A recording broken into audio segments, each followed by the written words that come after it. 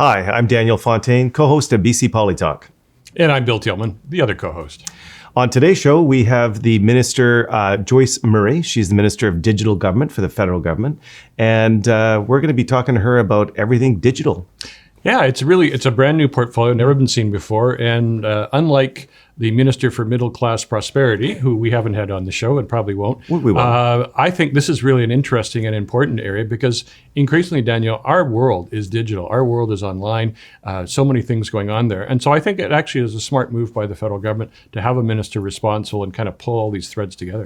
I was thinking the same thing too. And in doing research before this podcast, I was looking into the portfolio, the mandate letter, and there's a lot of actually really interesting things that that Minister Murray has responsibility for. So I know that we always think of digital being maybe for younger generations, but I think some of the work that her ministry is doing actually applies to a cross-section of our society, young, old, and everything in between. It does. And also her mandate letter from Prime Minister Trudeau is actually kind of scary reading because it talks about cybersecurity, something we're seeing increasingly as a problem. It talks about the ethical use of data and of artificial intelligence, something that I want to ask about. Yeah. And, you know, we really are facing, almost weekly, we hear of a security breach, unencrypted information going missing, et cetera. So the federal government has a huge repository of digital information.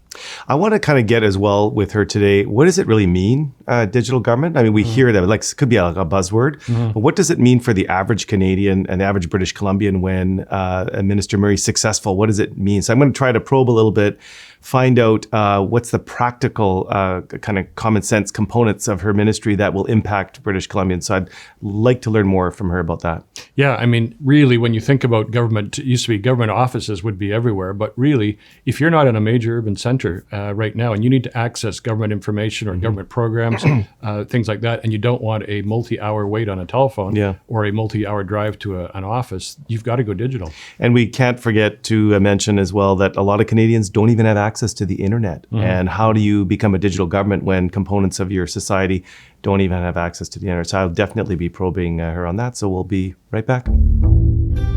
bcpoli Talk thanks Harbour Air for supporting the show. It's through sponsorship and viewer support that we get to produce this show. Minister Joyce Murray, welcome to the show. Thank you very much. I'm really excited to be here. Well, we're excited to have you because we have to admit the Minister for Digital Government is a new cabinet role, a new title, and we'd love to hear what it's about, really. Well, firstly, a Minister of Digital Government's role is to make sure that we, as a government, the federal government, do a better job of providing the tools and systems and processes for our public servants to be able to better serve Canadians. So it is really all about Canadians and what kind of service they expect in a digital age from their governments. Yeah, and it's so important now as we increasingly are so much online. I know a friend of mine who was not on the Canada Revenue Agency website at all. I helped her get on with a person with disability. And if you can't do that, you really are limited in what you can access in terms of government data. Well, I would say that there are some challenges in accessing government services, and we all have examples. MPs have examples because people come to us for help. And what ideally we should be able to do is be able to serve Canadians or have the transactions with government be as easy as ordering from Amazon. I mean, people expect to be able to do all of their banking on their iPhones. And yet, I've got a friend who will be turning 65 soon and wanted to figure out how do you think about when you want your benefits to start flowing, and she could not get information on internet or through the phones and had to go chase down a Services Canada and go in repeated visits to be able to understand. So we have some work to do as a federal government, and identifying this as a priority was about bringing in a first ever standalone Minister of Digital Government. Yeah. So, Minister, I was I had the chance to speak recently with Minister Carla Qualtrough, And we were chatting, and I told her that we were going to be interviewing you. And one of the things she said is, you've got to ask Minister Murray about Estonia.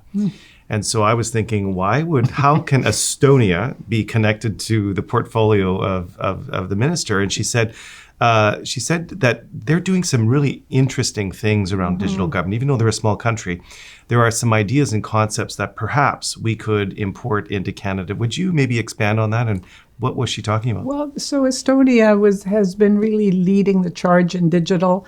When the USSR broke up, it was a brand new country in a way, and so they were not blessed or weighted down with a whole lot of systems in place, which is where Canada is at. So it's a different type of a challenge to start from scratch and create a way that people can interact with government in a way that is simpler, faster, and more accurate.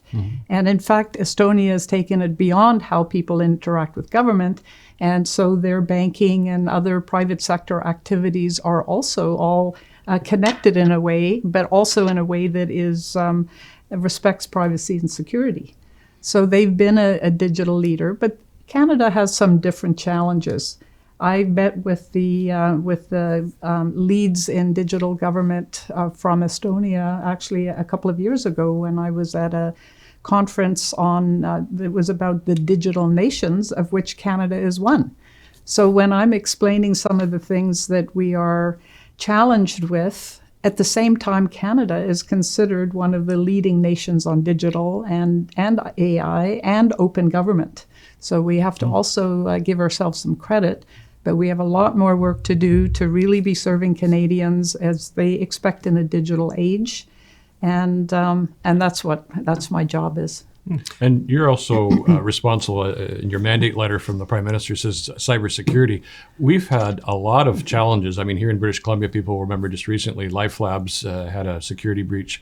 And I think the president or CEO was on there and he didn't really know if the data was encrypted or not, which I was kind of astonished at. But and we've had other issues. How much of a concern and a threat to Canada is the cybersecurity issue?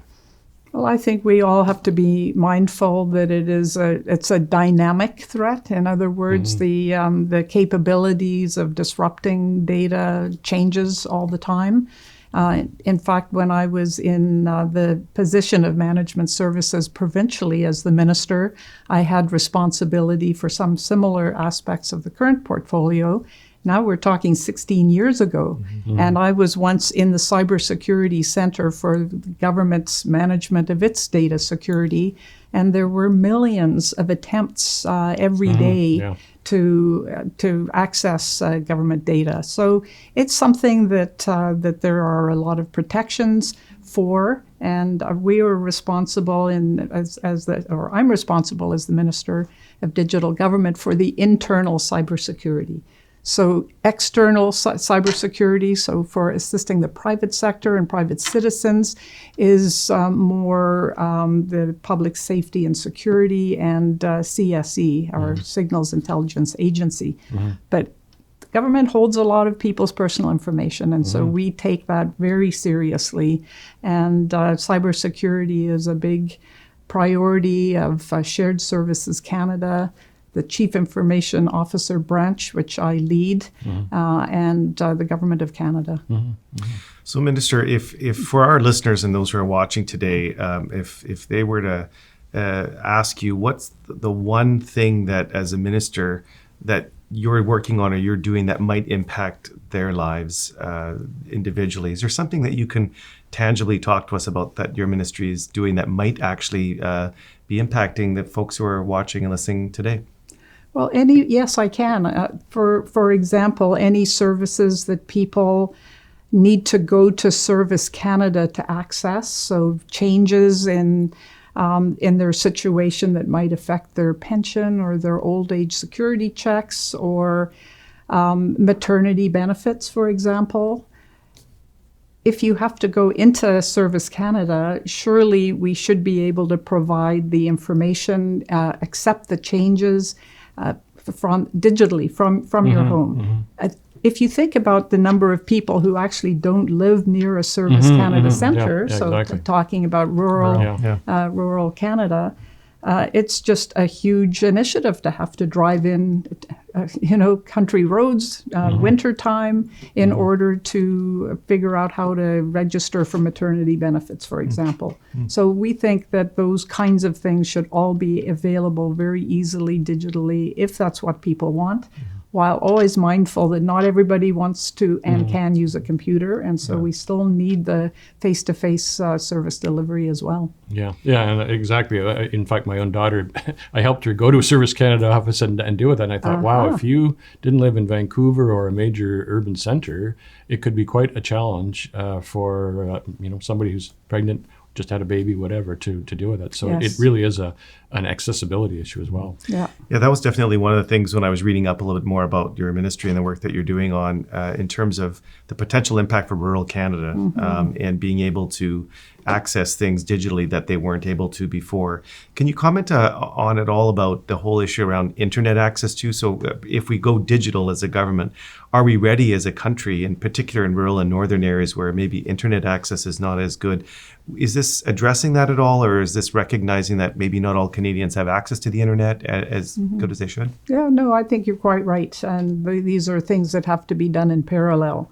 So we can't wait until everybody has access before we start changing how government delivers service. And we can't ignore the fact that there's places in Canada that people still don't have access.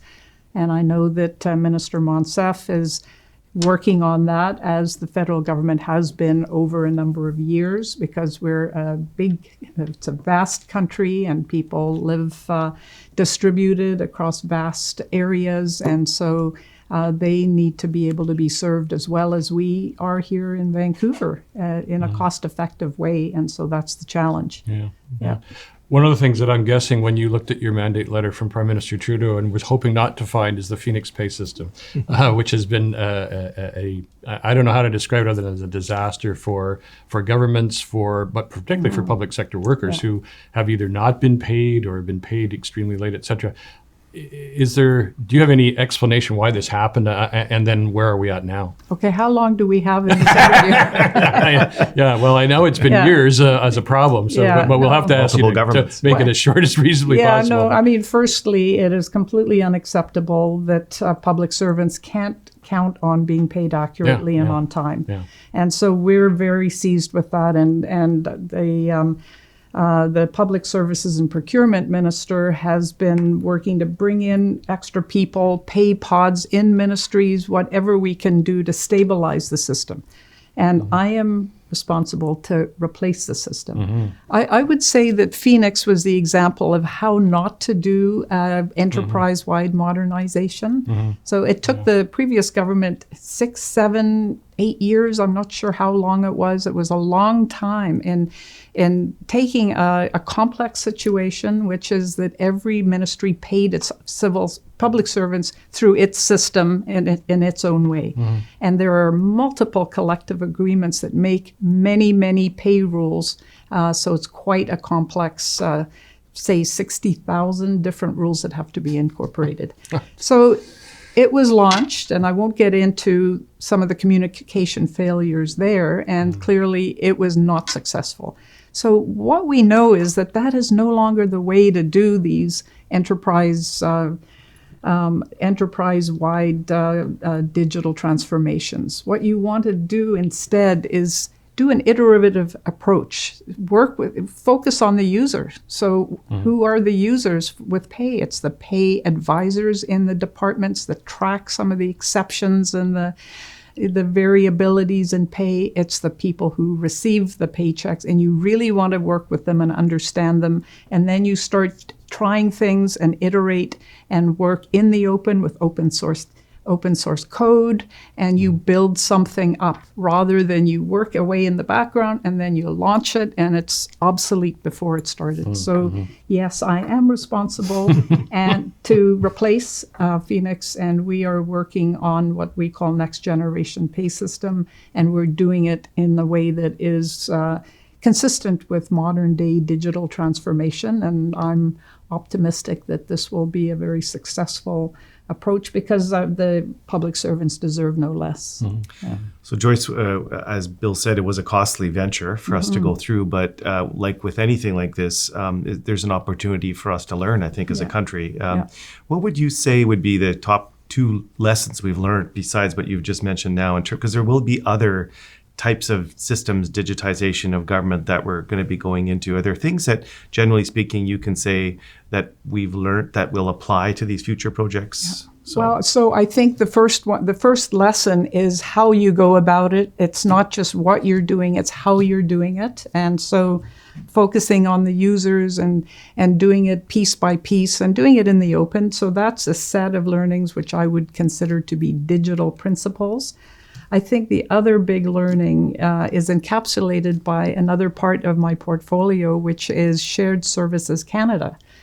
So Shared Services Canada was stood up in about 2012 as an exercise of saving money by not duplicating the management of public servants' equipment, whether it's phones, computers, the servers, all of that.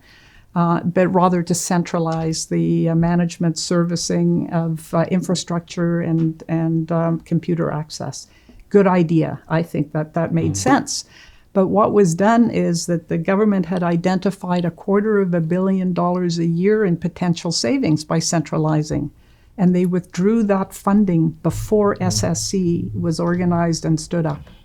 And so what happened is, for years, it was a group of very dedicated, capable public servants struggling to create something new with less budget that had been available in the past.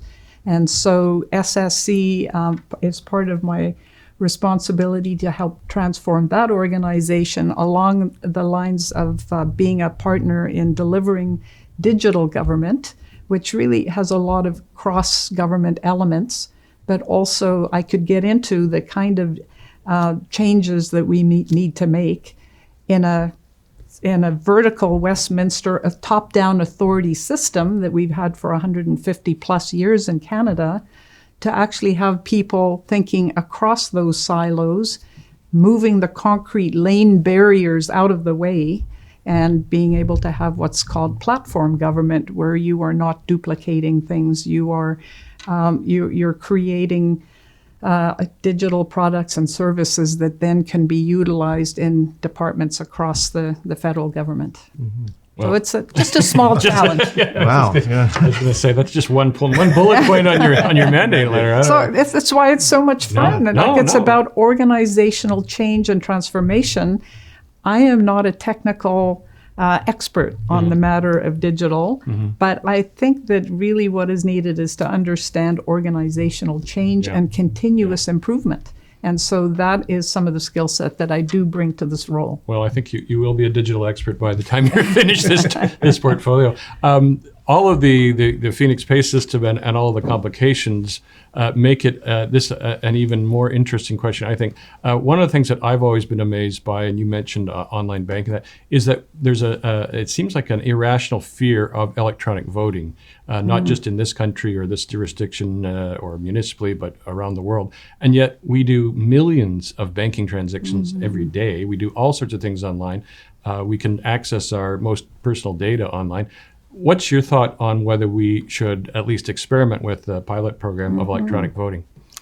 Well, Bill, I would say that the Electoral Reform Committee actually addressed that as an option when the committee did its work to think about how we might want to change some elements of our electoral process, and they did not recommend voting. And it is likely because that we're still on the cusp of being able to have such a broad-based system that is secure enough to maintain people's privacy and not hackable. So is the risk of not getting it right worth the benefits that we would have from online voting?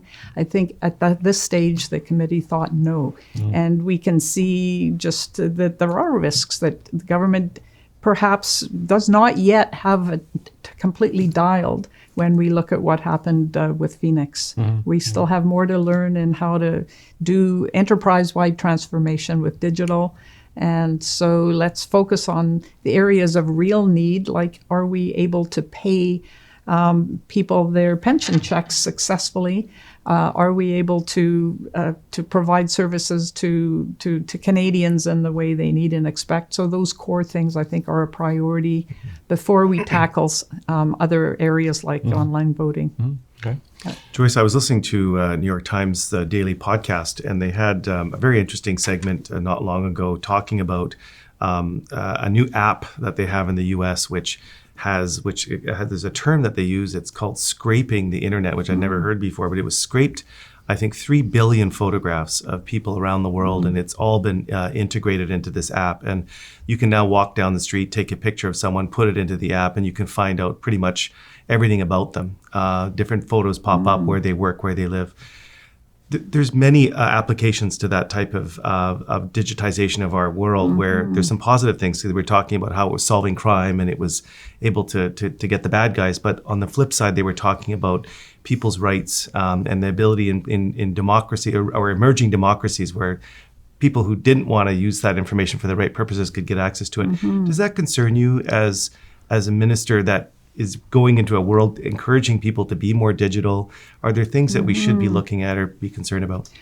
Yes, I think there are. And it's one of the reasons that I focus very much on how can we do a digital transformation in the government of Canada that is dedicated to serving Canadians better.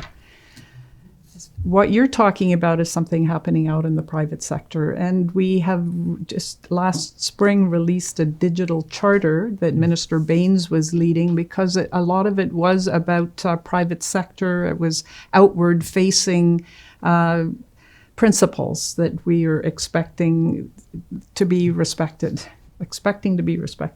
It also did touch into elements of the digital government terrain, which is how we make sure that privacy and security are incorporated by design in what government does in making transformations within government. So I think that it's a concern. And in fact, I was just hearing about the concern in terms of digital environmental information.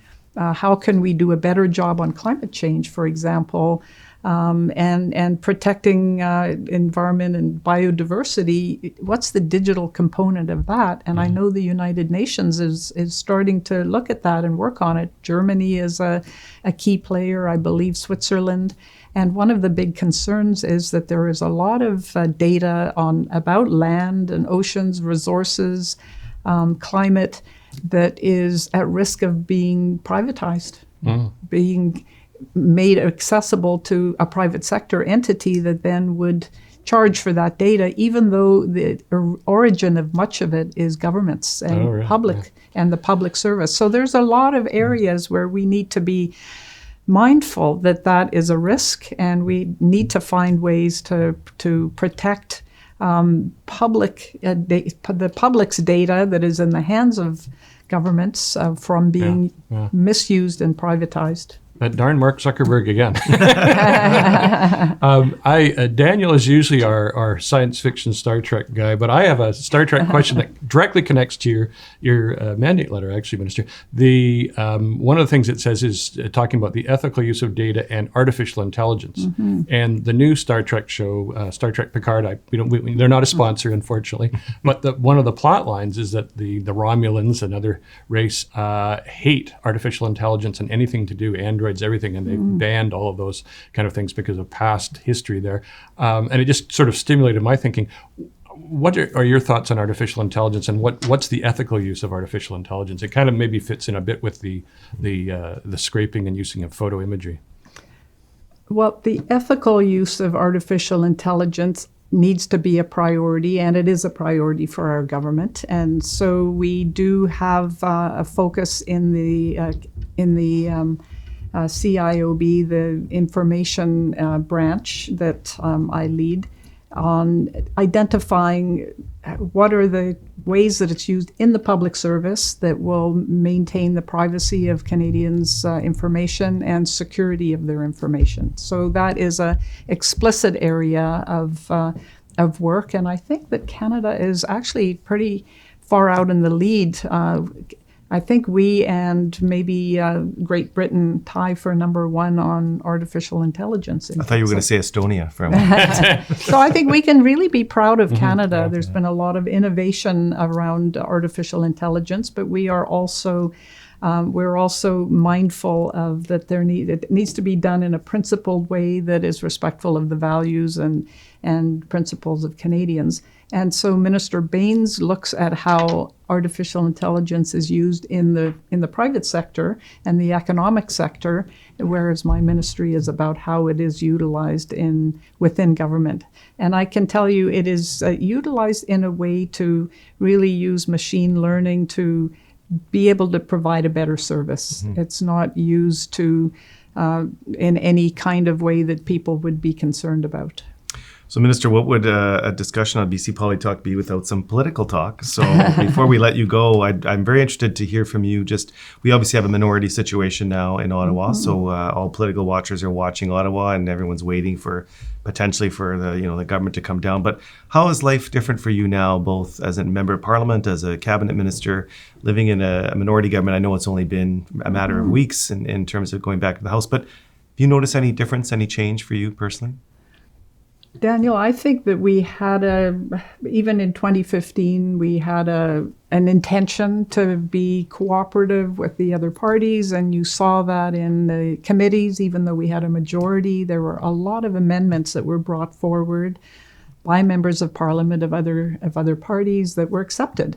So, but this is now, there's further consequences if we don't seek and get support of at least one of the other parties. And so we're very mindful of that.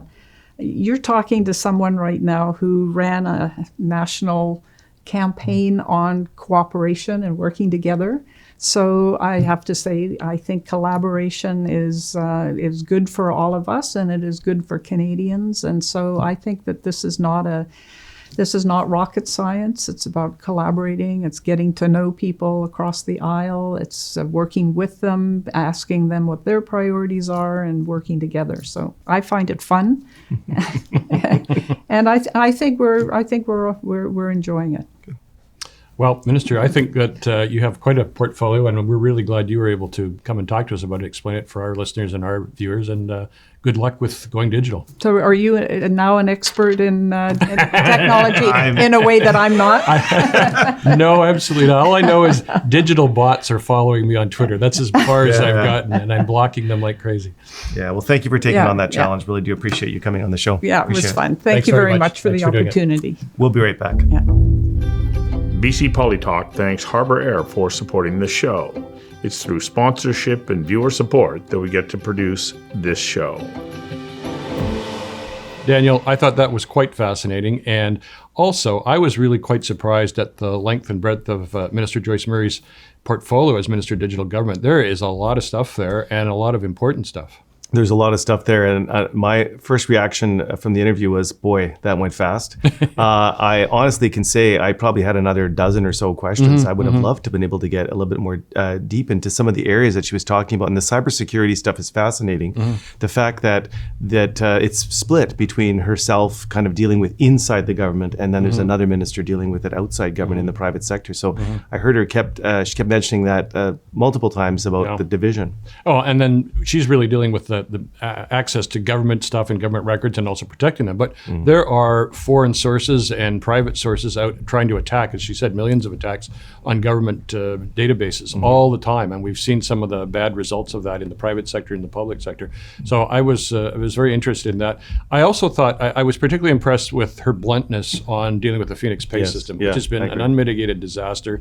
For those who don't know, public sector workers not being paid for months and months on end, being incorrectly paid. And it seemed like this Gordian knot of a problem, and it's still not completely over. And so on top of having to deal with the ramifications of the remnants of that system, she has to help develop a new system that actually works. So and that is a Herculean task. Very big task. And the fact that she admitted this is not her kind of area of expertise, but the fact that she seemed to really capture a couple of things that she can take away to other projects in government and hopefully apply that to other aspects of government going digital, I think is, if you're a Canadian, that's what you want to hear from a minister. Well, thank God she's not an expert, because we need a normal, ordinary Canadian to be in charge of that, so that you don't have all the policy wonks and the pointy heads and the propeller caps running the thing, and some other minister who actually is really into that, and then nobody knows what's going on. I think she will really get down to a more common sense approach to it. Yeah, and the fact that you can be passionate about something called digital government and try to help explain it, I think she did a pretty good job in the interview of being able to kind of capture exactly what it is that she's doing. And I agree with you. I think that the government's smart to have taken this on, and hopefully it will work in the way that the minister and the government intended to work. Yes, and I was very pleased I got the Star Trek reference in this time. You did. Congrats. Did a great job. So thanks so much for tuning in. We'll talk to you soon. And remember, you can find everything at our website, bcpolitalk.ca. You can also chase us down on Spotify and iTunes for podcasts. You can find us on Vimeo. You can also follow us on Twitter and Facebook and find links there. You can go to YouTube and see the show.